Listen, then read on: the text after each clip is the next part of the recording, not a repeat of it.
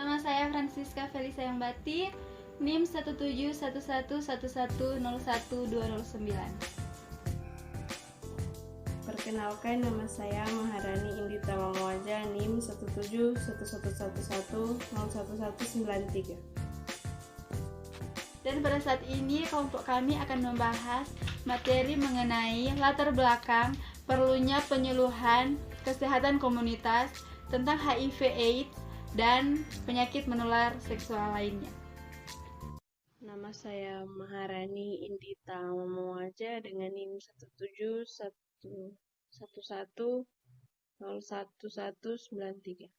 Pada saat ini kita akan membahas latar belakang perlunya penyuluhan kesehatan komunitas tentang IMS, khususnya HIV/AIDS, oleh kelompok 1 dari Francisca dan Maharani.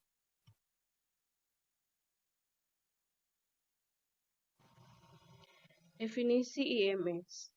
IMS adalah penyakit-penyakit yang timbul, ditularkan melalui hubungan seksual dengan manifestasi klinis, berupa timbulnya kelainan-kelainan terutama pada alat kelamin. Kegagalan deteksi dini IMS dapat menimbulkan berbagai komplikasi, misalnya kehamilan di luar kandungan, kanker anogenital, infeksi pada bayi yang baru lahir, atau infeksi pada kehamilan, dan lain-lain. Selanjutnya, gejala dari IMS. Pada praktiknya, banyak IMS yang tidak menunjukkan gejala atau asimptomatik, sehingga mempersulit pemberantasan dan pengendalian penyakit ini. Epidemiologi IMS. Epidemiologi penyakit infeksi menular seksual di Indonesia semakin meningkat dari tahun ke tahun, baik infeksi kandidiasis, bakteri vaginosis, gonorea, kondiloma, acuminata, herpes genitalis, AIDS, sifilis, dan herpes simplex. Penyebab pertumbuhan IMS. Pada dekade terakhir ini, insiden IMS di berbagai negara di seluruh dunia mengalami peningkatan yang cukup cepat. Peningkatan insiden IMS dipengaruhi oleh berbagai faktor, seperti pertumbuhan demografik, fasilitas kesehatan yang tersedia kurang memadai, pendidikan kesehatan, dan pendidikan seksual kurang tersebar luas.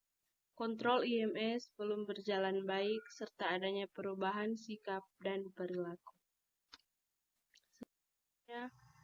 HIV/AIDS di Indonesia. Di Indonesia, penderita HIV/AIDS terus meningkat, dan dampak yang ditimbulkan dari HIV/AIDS ini juga semakin memprihatinkan, karena sindrom ini telah menyebabkan angka kesakitan dan kematian yang sangat tinggi di antara usia produktif. Masalah yang timbul juga sangat kompleks, bukan saja di bagian kesehatan, tetapi juga ekonomi, sosial, dan lain-lain. Selanjutnya, ODHA atau orang dengan HIV/AIDS.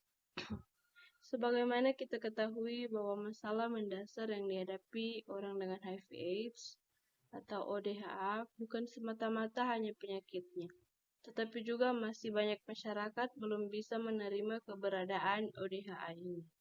Stigma terhadap ODHA masih cukup banyak, ditambah lagi dengan sikap yang menghakimi, menjauhkan, mengucilkan, mendiskriminasi, bahkan sampai perlakuan yang tidak hanya melanggar hak asasi manusia, tetapi juga kriminal. Selanjutnya, upaya yang dilakukan. Untuk itu diperlukan upaya untuk mencegah stigma dan diskriminasi tersebut melalui program penyuluhan, dukungan, perawatan, dan pengobatan yang melibatkan semua pihak yang terkait dengan ODHA dapat berfungsi sosial kembali.